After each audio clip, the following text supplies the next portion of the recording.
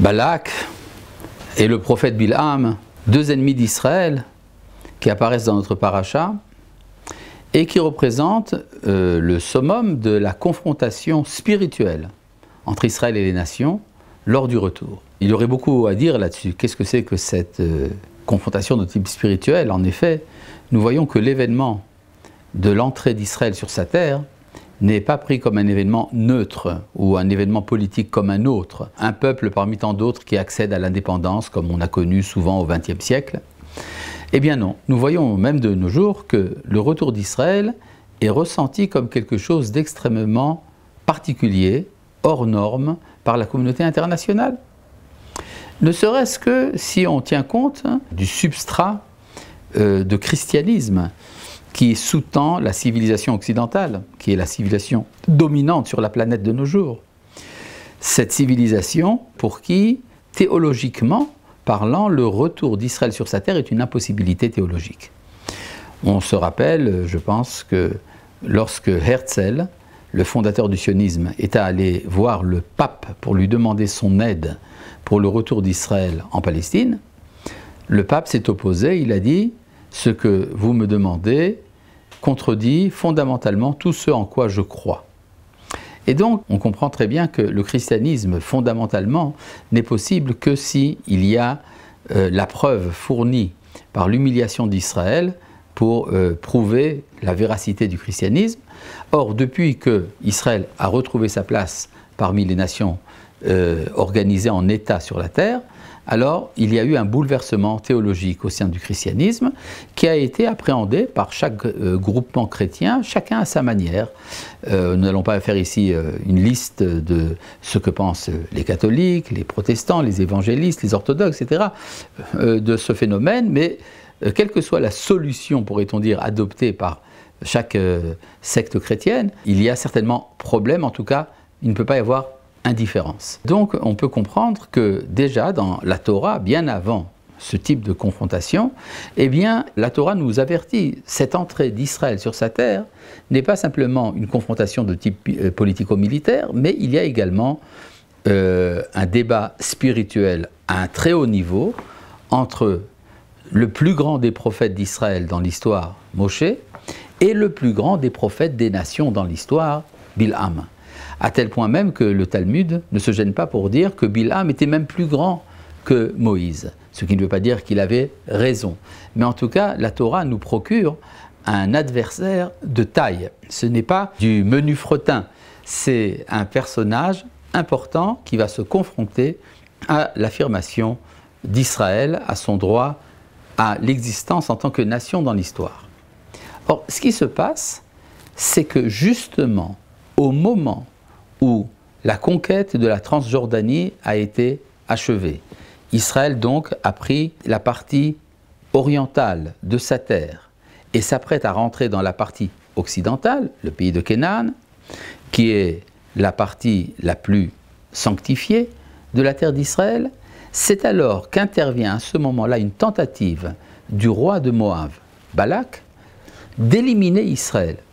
Or, pour éliminer Israël, il va tenter de le faire par un subterfuge un peu magique. Il va employer les services d'un prophète de service, Bilham, à qui il va demander de maudire Israël.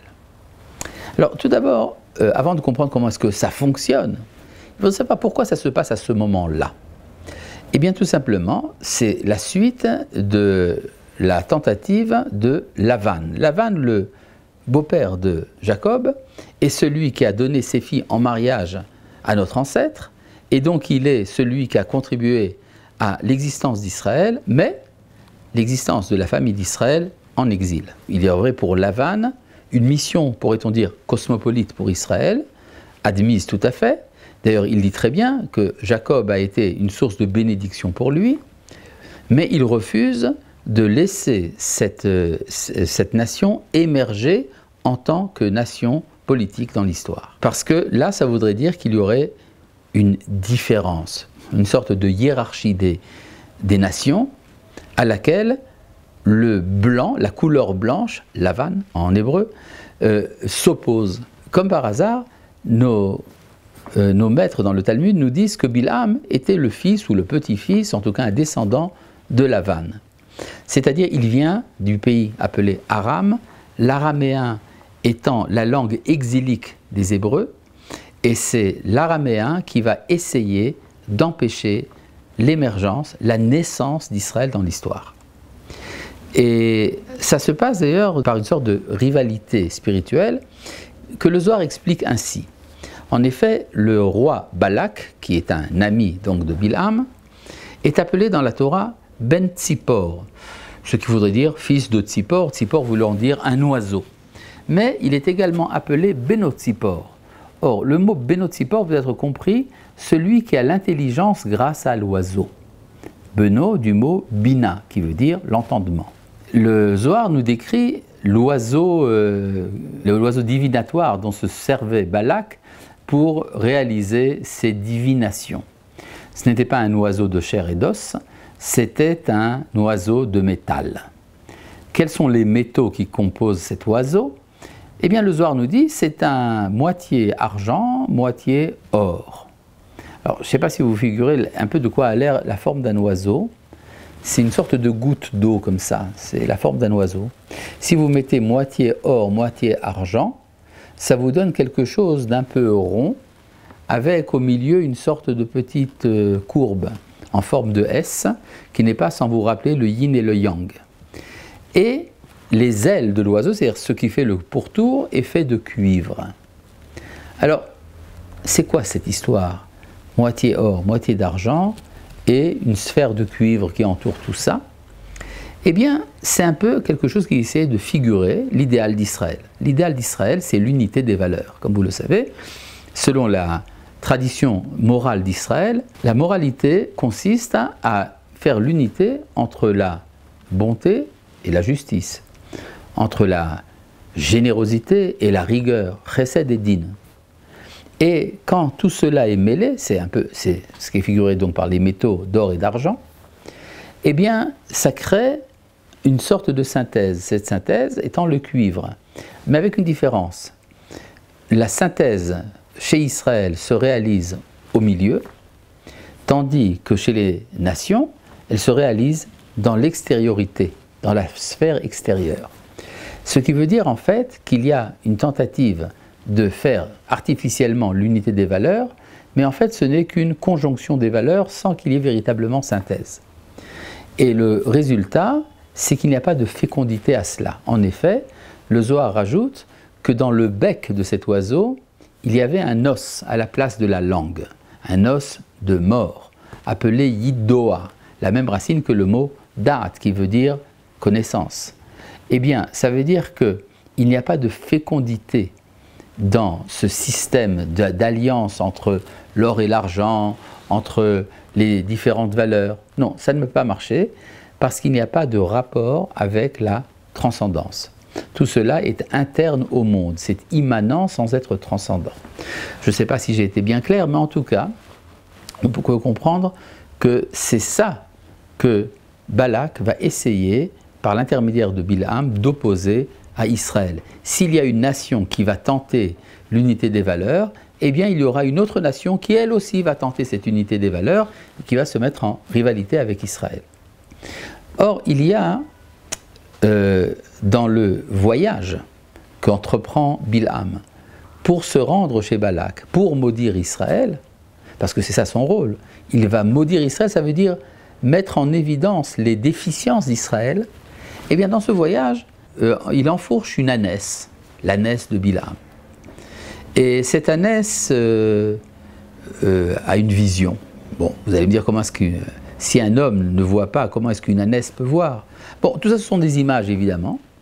L'ânesse en question voit un ange qui s'oppose à sa route et elle va se déplacer vers la droite. Elle est frappée par Bilham, elle continue sa route, puis elle revoit l'ange, elle tombe également du côté gauche. Bilham n'est pas content, il continue sa route et l'ânesse arrive dans un endroit tellement étroit qu'elle ne peut pas avancer du tout à cause de l'ange et elle tombe sous les pieds de Bilham. Et c'est alors que Bilham voit la vision. Il voit un ange avec une épée qui veut essayer de l'empêcher d'attaquer Israël. Mais c'est quoi cette histoire de droite et de gauche et de milieu? Eh bien, ça veut dire que l'ânesse a fait comprendre à Bilham qu'il y a une droite et une gauche et un milieu, et que c'est ça l'identité d'Israël. Ce sont en fait les trois patriarches, Abraham, Isaac et Jacob, chacun représentant une des valeurs qui se retrouvent finalement en Israël, qui est la bonté, la rigueur et finalement la miséricorde, qui est le mélange des deux, qui donne la vérité. Ce qui explique pourquoi par la suite, lorsque Bilham va prophétiser, lorsqu'il voit les campements d'Israël, finalement il va se soumettre à la volonté de Dieu, eh bien il a là-bas plusieurs prophéties, et on voit qu'à chaque fois il rencontre Israël comme étant ressourcé dans l'identité des patriarches. Une première fois dans l'identité d'Abraham, une deuxième fois dans l'identité d'Isaac, et une troisième fois dans l'identité de Jacob. C'est alors que Bilham comprend qu'il ne peut pas éliminer de l'histoire Israël, et donc au lieu de les maudire, de maudire les enfants d'Israël, il va donc les bénir. Alors le roi Balak, insatisfait des services qu'il a loués, demande à Bilham: mais qu'est-ce que c'est ces histoires? Pourquoi est-ce que tu bénis Israël? Et alors intervient ici une quatrième vision du prophète, dans laquelle il parle de la fin de l'histoire. Il nous parle de la préfiguration de la disparition d'Amalek, des guerres de Gog et Magog, et finalement le rayonnement universel d'Israël dans l'histoire.